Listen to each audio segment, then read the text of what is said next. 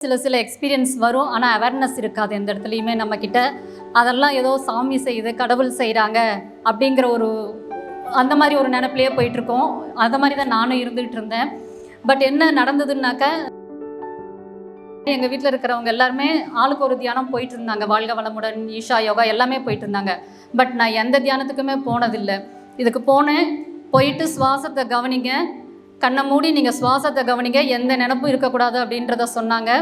சொல்லி நம்ம சுவாசத்தை கவனித்த உடனே ஒன் பை ஒன்னாக நமக்குள்ளார எக்ஸ்பீரியன்ஸ் தோண்டிட்டு இருந்துச்சு. வீட்டுக்குள்ளார தியானம் இருக்குது, பட் நாங்கள் அசைவம் சாப்பிட்டுட்ருக்குறோம். ஆனால் என்றைக்கு எனக்குள்ளார ஒரு மாறுதல் ஏற்பட்டதோ அந்த இடமே ஒரு எனர்ஜெட்டிக்காக மாறினது. இது ஆரம்ப காலகட்டத்தில் எங்களுக்கு தெரியல. அந்த எனர்ஜி வைஸ் இதெல்லாம் எதுவுமே ஃபீல் பண்ண தெரியல. அதுக்கப்புறம் தான் புரிஞ்சது, நம்ம ஏதாவது உடம்புக்கு சரியில்லை அப்படின்னாக்க நம்ம எனர்ஜி மூலியமாக தான் நம்மளோட உடம்பை சரிப்படுத்திக்கணும். நம்ம அடிக்கடி டாக்டர்கிட்ட போகக்கூடாது. ஏன்னா நான் மாதம் ஒரு தடவை டாக்டர்கிட்ட போயிடுவேன். டாக்டர்கிட்ட போயிட்டு மெடிசன் எடுத்துட்டா மட்டும்தான் எனக்கு சரியாகும். அந்த மாதிரி ஒரு கண்டிஷனில் இருந்த உடம்பு,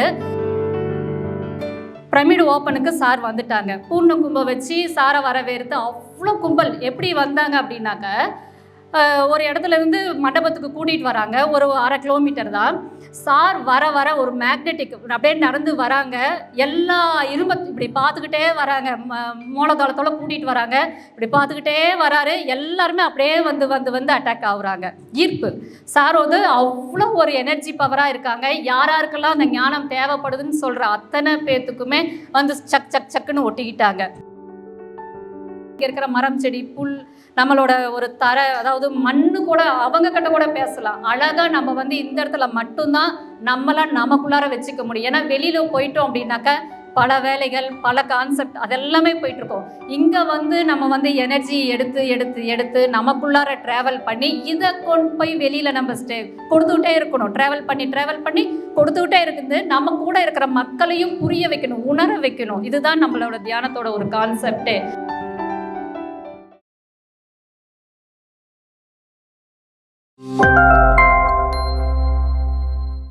குட் மார்னிங் மாஸ்டர்ஸ். பிதாமகா பத்ரிஜி அவங்களுக்கு நன்றி கலந்த வணக்கத்தினை தெரிவித்துக் கொள்கிறேன். என்னோடய எக்ஸ்பீரியன்ஸ் அப்படின்றது பார்த்திங்கனாக்கா, நாங்கள் 2005 தியானத்துக்கு வந்தோம். 2005 தியானத்துக்கு வந்தேன் அப்படின்னாக்கா, எப்படி வந்தேன் அப்படின்னாக்கா, நான் சாதாரணமாக வீட்டில் நம்ம எல்லாருமே ஓரளவுக்கு ஆன்மீக குடும்பத்தில் இருந்துகிட்ருப்போம். ஆன்மீக செயல்கள் நம்ம வீட்டில் செஞ்சிகிட்ருப்போம். அப்போவே சில எக்ஸ்பீரியன்ஸ் வரும். ஆனால் அவேர்னஸ் இருக்காது எந்த இடத்துலையுமே நம்மக்கிட்ட. அதெல்லாம் ஏதோ சாமி செய்யுது, கடவுள் செய்கிறாங்க அப்படிங்கிற அந்த மாதிரி ஒரு நினைப்பிலேயே போயிட்டுருக்கோம். அந்த மாதிரி தான் நானும் இருந்துகிட்டு இருந்தேன். பட் என்ன நடந்ததுன்னாக்கா, சமையல் செஞ்சிட்ருக்கிறப்ப எனக்குள்ளார ஒரு தேடல் வந்துச்சு. எல்லாமே நல்லா இருக்குது நமக்குள்ளார, பட் ஒரு ஸ்பிரிச்சுவலாக இருந்தால் நல்லா இருக்குமே அப்படின்ற ஒரு தேடல் எனக்கு. நமக்கு ஒரு ஸ்பிரிச்சுவலாக இருக்கணும், அந்த மாதிரி ரொம்ப ஒரு அலாட்மெண்ட்லேயே போயிட்டு இருந்துச்சு. ரொம்பவும் இது பண்ணல, கொஞ்சமாக அப்படியே நான் அந்த தேடல்லே போயிட்டுருக்கிறப்ப தியான கிளாஸ் என்னை தேடி வந்தது. இவர்கிட்ட சொல்லிகிட்டு இருந்தேன், எங்கள் சார்கிட்ட சொல்லி பகிர்ந்துகிட்டு இருக்கிறப்ப தியான கிளாஸ் வந்தது. எங்கள் ஊரில் சிவகாமி மேடம், சீனிவாசன் சார் தான் ஃபஸ்ட்டு ஆந்திராவிலேருந்து கொண்டு வந்தாங்க தியானத்தை. இப்படி மண்டபத்தில் கிளாஸ் நடக்குது, வாங்க மேடம் அப்படின்னு சொல்லி இன்வைட் பண்ணாங்க. கடைக்கு வந்தப்போ அவர் சரி போயிட்டு வா அப்படின்னு சொல்லி என்னை அனுப்பிச்சி விட்டாங்க. ஆனால் இதில் என்னன்னு பார்த்தீங்கன்னா, எங்கள் வீட்டில் இருக்கிறவங்க எல்லாருமே ஆளுக்கு ஒரு தியானம் போயிட்டு இருந்தாங்க. வாழ்க வளமுடன், ஈஷா யோகா எல்லாமே போயிட்டு இருந்தாங்க. பட் நான் எந்த தியானத்துக்குமே போனதில்லை. இதுக்கு போனேன், போயிட்டு சுவாசத்தை கவனிங்க, கண்ணை மூடி நீங்கள் சுவாசத்தை கவனிங்க, எந்த நினப்பும் இருக்கக்கூடாது அப்படின்றத சொன்னாங்க. சொல்லி நம்ம சுவாசத்தை கவனித்த உடனே ஒன் பை ஒன்னாக நமக்குள்ளார எக்ஸ்பீரியன்ஸ் தோண்டிட்டு இருந்துச்சு. இந்த மாதிரி எக்ஸ்பீரியன்ஸ் யாராருக்கெல்லாம் வந்தது அப்படின்னு சொல்லிட்டு ஒரு 7 எக்ஸ்பீரியன்ஸ் சொன்னாங்க. அதில் நான் ஒரு 2-3 எக்ஸ்பீரியன்ஸ்க்கு கை உயர்த்தினேன், நல்லாயிருக்கு அப்படின்னு சொல்லிட்டு. ஏன்னா அந்த இடத்துல நான் என்ன உணர்ந்தேன்னா, ரொம்ப பீஸ்ஃபுல்லாக உணர்ந்தேன். அந்த பீஸ்ஃபுல் தான் நம்மளை பார்த்திங்கன்னா இன்னும் ஈர்ப்பை ஏற்படுத்துது. நம்ம சாமி கும்பிட்டுட்ருக்கோம், ஆனால் இந்த பீஸ்ஃபுல்லை நம்ம எதிர்பார்த்ததில்லை.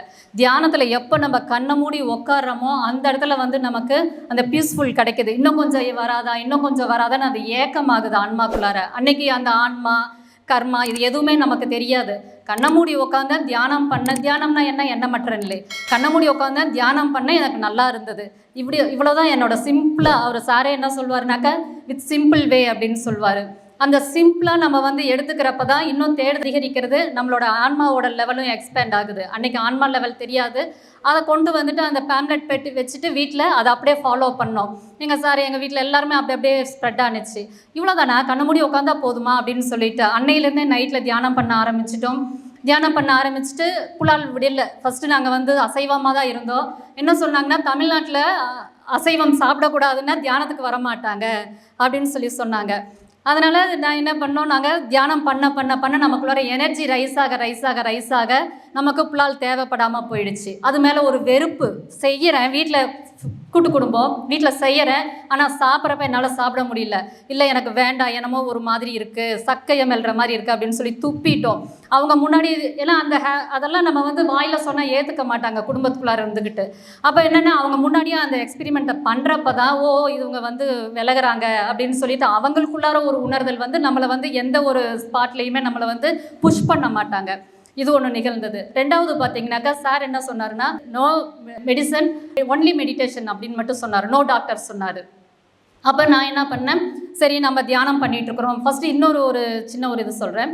எப்படி எங்கள் வீட்டில் தியானம் வந்தது அப்படின்னு பார்த்தீங்கன்னாக்கா, இந்த மாதிரி கிளாஸ் போயிட்டு வந்தோம். மறுநாள் என்ன பண்ணார் சீனிவாசன் சார், எங்கள் ஊரில் இன்னும் கொஞ்சம் பேர்லாம் பார்த்து இடம் தேடிட்டு இருக்கிறாங்க. எங்கேயாவது ஒரு சென்டர் ஆரம்பிச்சுட்டு பௌர்ணமி என்ன கிளாஸ் பண்ணணும் அப்படின்னு சொல்லிட்டு இடம் தேடிட்டு இருக்கிறாங்க. அந்த மாதிரி ஸ்பாட்டில் எங்கள் மாமனார் கூப்பிட்டுட்டு என்ன இந்த பக்கத்து அந்த வீட்டு போயிட்டே கடை வீதியில் இருக்கிறப்ப என்ன இந்த பக்கத்து அந்த வீட்டு போயிட்டே இருக்கிறீங்கன்னு சொல்கிறப்ப அவர் வந்து இந்த மாதிரி இடம் தேடிட்டு இருக்கிறோன்னே, சரி எங்கள் வீட்டில் மாடியில் இடம் ஃப்ரீயாக தான் இருக்குது, நீங்கள் வந்து பண்ணிக்கோங்க, வந்து பாருங்கள், இடம் செட் ஆச்சுன்னா நீங்கள் அங்கே கிளாஸ் எடுத்துக்கோங்க அப்படின்னு சொன்னாங்க. மாடியில் தியானம் கிளாஸ் ஆரம்பிக்கிறாங்க. நான் வந்து அதுக்கு இன்சார்ஜ் மாதிரி, அதாவது ஒன்று இன்சார்ஜ்னால் ரொம்ப பெருசாலாம் இல்லை, வரவங்களுக்கு நம்ம தியானம் சொல்லி கொடுக்கணும், சைன் பண்ணணும். அவங்க யார் வராங்க இன்ட்ரெஸ்டடாக, யார் நல்ல ஒரு எக்ஸ்பீரியன்ஸ் பகிர்ந்துக்கிறாங்க, இதுதான், வேறு ஒன்றும் பெருசாக இல்லை. அந்த மாதிரி நடந்துகிட்டு இருக்கிறப்ப வீட்டுக்குள்ளார தியானம் இருக்குது, பட் நாங்கள் வந்து அசைவம் சாப்பிட்டுட்ருக்குறோம். ஆனால் என்றைக்கு எனக்குள்ளார ஒரு மாறுதல் ஏற்பட்டதோ அந்த இடமே வந்து ஒரு எனர்ஜெட்டிக்காக மாறினது. இது ஆரம்ப காலகட்டத்தில் எங்களுக்கு தெரியல, அந்த எனர்ஜி வைஸ் இதெல்லாம் எதுவுமே ஃபீல் பண்ண தெரியல. அதுக்கப்புறம் தான் புரிஞ்சது, நம்ம வந்து ஏதாவது உடம்புக்கு சரியில்லை அப்படின்னாக்க நம்ம எனர்ஜி மூலியமாக தான் நம்மளோட உடம்பை சரிப்படுத்திக்கணும்.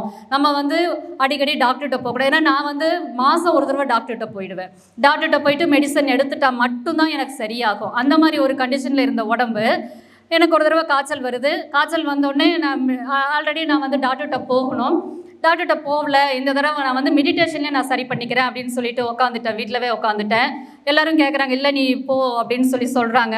ஜாயின்ட் ஃபேமிலியாக ஒவ்வொன்றுக்கும் நம்மளை வந்து புஷ் பண்ணிக்கிட்டே இருப்பாங்க. நம்மளோட இதில் நம்ம எதுவுமே பண்ண முடியாது. உங்களுக்கு தெரியும், அந்த 2010 காலகட்டங்களில் எந்த மாதிரி சுச்சுவேஷன் நம்ம வீட்டுக்குள்ளார இருக்கும். இன்றைக்கி தானே நம்ம இண்டிபெண்ட்டாக இருந்துகிட்டு இருக்கிறோம். அப்போ அந்த மாதிரி இருக்கிறப்ப இல்லை நான் சரிப்படுத்திக்கிறேன், எனக்கு இதுதான் நல்லா இருக்குது அப்படின்னு சொல்லிட்டு நான் ஒரு தடவை சரி பண்ணிட்டு நெக்ஸ்ட் டைம் அதே மாதிரி வருது. இவங்க இதுமாரி ரெஸ்ட் எடுத்துக்குவாங்க அப்படின்னு சொல்லிட்டு என்னை திருப்பி புஷ் பண்ணி என்னை டாக்டர்கிட்ட அனுப்புகிறாங்க. டாக்டர்கிட்ட அனுப்புனதுக்கப்புறம் என்ன நடந்தது அப்படின்னாக்க, அந்த இன்ஜெக்ஷன் பண்ணி சப்ளிமெண்ட் டேப்லெட்டெல்லாம் எடுத்ததுனால எனக்கு ஒரு நாள் எக்ஸ்டெண்ட் ஆனிச்சு ரெக்கவர்மெண்ட் ஆகிறதுக்கு. ஏன்னா ஈஸியாக ரெக்கவர் ஆகிடுச்சு. எனக்கு வந்து எனர்ஜியில் நல்லா வந்து ரெக்கவர் ஆகிட்டுருக்கு பாடி. அந்த இன்ஜெக்ஷனு, அந்த டேப்லெட்டு இதெல்லாம் கழிவு தானே, அதெல்லாம் வெளியில் ஏறணுமே. உடம்பு நல்லா இருந்துச்சு, ஆனால் என்னால் ஒரு ஸ்டெப் கூட எடுத்து வைக்க முடியல. தண்ணி மொண்டு குடிக்கிறதுக்கு ஒரு ஆள் வேண்டும். அப்போ தான் சொன்னேன், புரிஞ்சிக்க வைக்கிறது இதெல்லாம் வீட்டில் இருக்கிறவங்கள. அப்போ தான் சொன்னேன், நான் வந்து தியானத்தில் நான் சரி பண்ணிட்டு தான் இருக்கிறேன், உங்களோட புஷ்மெண்ட்டில் தான் நான் போகிறேன். அப்போ பார்த்துக்குங்க, எனக்கு ஒரு நாள் எக்ஸ்டர்னாக தான் தேவைப்படுது. அதிலிருந்து டாக்டர்கிட்ட போன்றதை நிறுத்திட்டாங்க எங்கள் வீட்டில். அதுக்கப்புறம் சார் எங்களுக்கு வந்து மாதம் ஒரு கிளாஸ் தான் கிடைக்கும். நாங்களே தான் தியானம் பண்ணிகிட்டு இருக்கணும். மாதம் ஒரு தடவை ஆந்திராவிலேருந்து மாஸ்டர்ஸ் வந்து கிளாஸ் எடுப்பாங்க. பௌர்ணமி தியானம் ஒரு நாள் நடந்து முடிக்குது. பௌர்ணமி தியானத்தில் மறுநாள் காலையில் ஜெகதீஷ் சார் தான் வந்திருந்தாங்க. ஜெகதீஷ் சார் வந்துட்டு மறுநாள் இப்படி டிஃபன் சாப்பிட்டுட்டு இருக்கிறப்ப, மேடம் நீங்கள் பிரமிடு போட்டுருங்க அப்படின்னு சொன்னாங்க. என்னடா அது திடீர்னு பிரமிடுன்னு சொல்கிறாங்க, ஒன்றும் புரியல. சரிங்க சார் அப்படின்னு சொல்லி, ஏன்னா அவங்க சொல்கிறாங்க, நாங்கள் கேட்குறோம், அவ்வளோதான். சரிங்க சார் அப்படின்னு உடனே சப்மிட் ஆகிட்டோம். சார் வந்தார். சார் வந்தோடனே, சார் நீங்கள் இமீடியட்டாக ஒரு பிரமிடு போட்டுருங்க, சாரை வர வைக்கணும் நம்ம. சார் வந்து தமிழ்நாட்டில் இப்போ வந்து அதிகமாக பண்ணிகிட்ருக்காங்க, பிரச்சாரம் பண்ணணுன்றாங்க, பிரமிடு வரணுன்றாங்க, நீங்கள் வந்து பிரமிடு கட்டிடுங்க அப்படின்னு சொன்னாங்க. சரின்னு சொல்லிவிட்டு ஓகே பண்ணிவிட்டு உடனே பிரமிட் மாஸ்டர்ஸ் வந்துட்டு அளவெல்லாம் பார்த்து பிரமிடு பண்ணிட்டாங்க. இதில் ஒரு நிகழ்வு நடந்தது எங்கள் வீட்டில். பிரமிடு பண்ணி வச்சுட்டோம், ஆங்கிள்லாம் செட் பண்ணி வச்சுட்டோம், பூச்சி வேலை நடக்கலை. பூச்சி வேலை நடக்கலை. பிரமிடு வந்து கொஞ்சம் டைம் ஆகிட்டுருக்கு. பூச்சி வேலை நடந்து அதை ஓகே பண்ணுறதுக்கு செட் பண்ணுறதுக்கு டைம் ஆகிட்டுருக்கு. ஆளுங்க வந்துட்டாங்க. பிரமிடை தூக்கி இந்த பக்கத்து வைக்கிறாங்க. முன்பகுதி வந்து எங்களது கடை, பின்பகுதி வந்து வீடு. முன்னாடி கடையில் இருந்து பிரமிடை தூக்கி இந்த பக்கத்து வச்சுட்டு வேலை நடந்துகிட்டு இருக்கு. பின்னாடி இப்படி இருக்குது, பிரமிடு இருக்குது. அதில் தான் நாங்கள் வீடு, அதில் நாங்கள் இருக்கிறோம், ஸ்டோர் ஆகிட்டுருக்கோம். முன்னாடி வந்து நாங்கள் வந்து நகைக்கடை, என்னன்னா நாங்கள் பிஸ்னஸ் நகைக்கடை வச்சுருக்குறோம். இதில் வந்து முன்னாடி வந்து பார்த்திங்க அப்படின்னாக்கா தெஃப்ட் ஆகிடுச்சு. தெஃப்ட் ஆனவுடனே எங்களுக்கு ஒன்றுமே புரியல. மறுநாள் காலையில் தான் எங்களுக்கு தெரியுது என்ன நடந்தது. ஆனால் எனக்கு இன்ட்யூஷனில் தெரிஞ்சது கதவெல்லாம் ஓப்பனில் இருக்குது. காலையில் 5 மணிக்கு எந்திரிக்கிறேன், கதவெல்லாம் ஓப்பனில் இருக்குது அப்படின்னு சொல்லிட்டு திருப்பி எந்திரிச்சு பார்த்துட்டு இல்லை லாக்கில் தான் இருக்குது அப்படின்னு சொல்லிட்டு திருப்பி ஓகே நார்மலாக தானே இருக்குது அப்படின்னு சொல்லிட்டு முன்னாடி என்ன நடந்ததுன்னே தெரியல. இது எப்போ எங்களுக்கு தெரியும் அப்படின்னாக்கா ஒரு 8 o'clock தான் தெரியுது கதவெல்லாம் ஓப்பனில் இருக்குது அப்படின்னு சொல்லிட்டு. அப்போ தான் எனக்கு புரியுது, ஆமாம் இன்ட்யூஷனில் தெரிஞ்சிச்சு, கதவு வந்து திறந்துருக்கிறது தெரியுது, பட் நமக்கு அவேர்னஸ் பத்தலை அப்படின்னு சொல்லிட்டு இருந்தால் அது இல்லை மேட்ரு. எங்களுக்கு வர ஒரு பிரச்சனையை வந்து பிரமிடு வந்து எங்களை காப்பாற்றிட்டாங்க, பொருளாக திருடு போயிடுச்சு. ஆனால் தியானம் பண்ணதனோட புரிதல் என்ன அப்படின்னாக்கா எனக்கு வந்து அடுத்த நாளே வாட் நெக்ஸ்ட்டுன்னு நான் எங்கள் முடிவெடுத்தோம். அந்த நொடியை கொஞ்சம் கூட எதுவுமே இதுவாகலை, ஸ்டண்டாகவே இல்லை. அடுத்த நிமிஷம் வாட் நெக்ஸ்ட் அப்படின்னு சொல்லிட்டு எங்களுக்கு அதுதான் எனக்கு வந்து ஒரு பெருசாக தியானத்தின் மூலிமா அது பெரிய பரிசாக எனக்கு கிடைச்சது. ஏன்னா ஒரு நினச்சி பாருங்கள், நம்ம ஒரு பொருளையோ ஒரு உடலையோ நம்ம வந்து விட்டுட்டோம்னா அஞ்ஞானத்தில் என்ன பண்ணுவோம் அப்படின்னாக்க எவ்வளோ துயரப்படுவோம், எவ்வளோ ஒரு ஆழ்நிலைக்கு போயிடுவோம். அந்த மாதிரி எந்த இடத்துலையும் நாங்கள் வந்து அஃபெக்ட் ஆகவே இல்லை. வாட் நெக்ஸ்ட்ன்னு சொல்லிட்டு அடுத்த அந்த ஒரு நாள் வந்து எல்லாமே போலீஸோட என்கொயரி இதெல்லாம் நடந்துட்டு மறுநாள் கடை ஓப்பன் பண்ணிட்டோம்.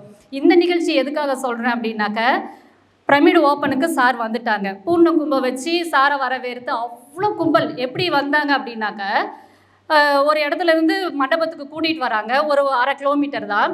சார் வர ஒரு மேக்னெட்டிக் அப்படியே நடந்து வராங்க. எல்லா இப்படி பார்த்துக்கிட்டே வராங்க, மூலதளத்தோட கூட்டிகிட்டு வராங்க. இப்படி பார்த்துக்கிட்டே வராரு. எல்லாருமே அப்படியே வந்து அட்டாக் ஆகுறாங்க. ஈர்ப்பு. சார் வந்து அவ்வளோ ஒரு எனர்ஜி பவராக இருக்காங்க. யாராருக்கெல்லாம் அந்த ஞானம் தேவைப்படுதுன்னு சொல்கிற அத்தனை பேர்த்துக்குமே வந்து சக்குன்னு ஒட்டிக்கிட்டாங்க. நம்ம ஏதோ படத்தில் கூட அந்த மாதிரி ரஜினி வந்து ஒட்டுவாங்க, அந்த மாதிரி வந்து சக்குன்னு வந்து ஒட்டிட்டு 1000 பேர் இருக்கும். அந்த மண்டபமே கொள்ளலை. தியான கிளாஸ் நடந்துட்டு இருக்கு. வெளியில ஜோன்னு மழை. சார் வந்தோடனே என்கிட்ட கையில் மைக்கை கொடுத்து பேச சொல்லிட்டாரு. மேடம் எக்ஸ்பீரியன்ஸ் பண்ண அப்படின்னு சொல்லிட்டு தெலுங்குல தானே பேசுவார், சொல்லுங்கன்னு சொல்லிட்டாரு.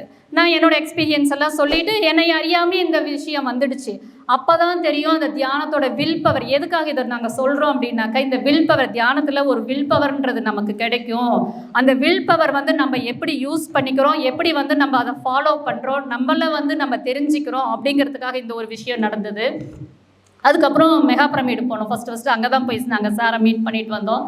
மெகா பிரமிடு பார்த்துட்டு எல்லாம் உண்டி அப்படின்னு தான் கண்ணில் தான் கேட்டார் என்கிட்ட கேள்வியை. ஆனந்தங்க உண்டி சார் அப்படின்னு சொன்னேன். அது ஒரே ஒரு வார்த்தை தான் நான் அவர்கிட்ட பேசினேன். அப்படியே கொள்ள அழிச்சிக்கிட்டார் என்னை பக்கத்தில் கூட்டி வச்சுட்டு. அப்படியே அந்த எனர்ஜிலாம் வாயில் சொல்லவே முடியாது. எல்லாருமே எல்லா மாஸ்டர்ஸ் சீனியர் மாஸ்டர் எல்லாருமே இருக்கிறீங்க, அதெல்லாம் உணர்ந்துருப்பீங்க. அதெல்லாம் பார்த்தீங்கன்னாக்கா வாயில் சொல்கிறதுக்கு வார்த்தைகளே இல்லை. கட்டால் பிரமிடு போனாவே ஒரு புது உலகத்தை பார்க்குற மாதிரி தான் நாங்கள் பார்ப்போம்.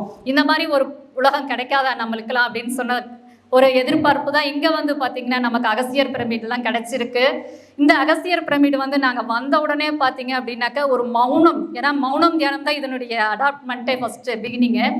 அப்போ இங்கே வந்த உடனே எனக்கு வந்து சைலண்ட் ஆகிடுவேன். எனக்கு ஃபஸ்ட்டு வந்தப்போ ஃபோன் கொடுக்கணும், ஒரு சைலண்ட்டாக இருக்கணும், எதுவுமே எனக்கு தெரியாது. மேடம் ஃபோனை கொடுத்துருங்க மேடம் அப்படின்னு நாங்கள் ஸ்வர்ணா மேடம் கொடுத்துட்டு அதுக்கப்புறம் பார்த்தீங்கன்னாக்கா சைலண்ட்டுன்றது தெரியும், ஃபோனு உடனே கொடுக்கணுன்றது தெரியாது. எனக்கு அவ்வளோ ஒரு ஹாப்பி. ஏன் அப்படின்னாக்கா இங்கே இருக்கிற மரம் செடி புல் நம்மளோட ஒரு அதாவது மண்ணு கூட அவங்க கிட்ட கூட பேசலாம். அழகாக நம்ம வந்து இந்த இடத்துல மட்டும்தான் நம்மளாம் நமக்குள்ளார வச்சுக்க முடியும். ஏன்னா வெளியில் போயிட்டோம் அப்படின்னாக்கா பல வேலைகள் பல கான்செப்ட் அதெல்லாமே போயிட்டுருக்கோம். இங்கே வந்து நம்ம வந்து எனர்ஜி எடுத்து நமக்குள்ளார ட்ராவல் பண்ணி இதை கொண்டு போய் வெளியில் நம்ம கொடுத்துக்கிட்டே இருக்கணும். ட்ராவல் பண்ணி கொடுத்துக்கிட்டே இருக்குது. நம்ம கூட இருக்கிற மக்களையும் புரிய வைக்கணும், உணர வைக்கணும். இதுதான் நம்மளோட தியானத்தோட ஒரு கான்செப்டே.